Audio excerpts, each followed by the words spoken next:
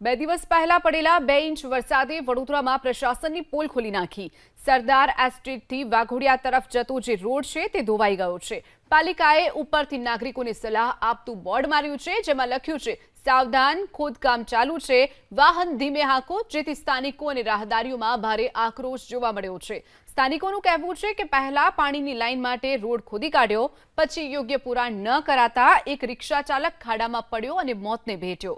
હવે વરસાદમાં રોડ ધોવાતા હાલાકીનો સામનો કરવો પડી રહ્યો છે।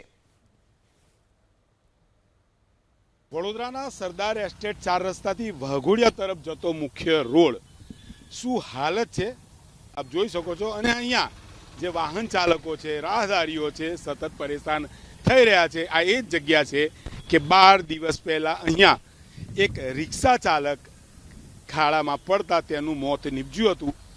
અહીંયા કરોડોના ખર્ચે પાણીની પાઇપ લાઈન નાખ્યા બાદ હજુ પણ રોડ જે વ્યવસ્થિત કરવો જોઈએ તે કર્યો નથી અને તેને કારણે વાહન ચાલકો પરેશાન છે, રાહદારીઓ પરેશાન છે।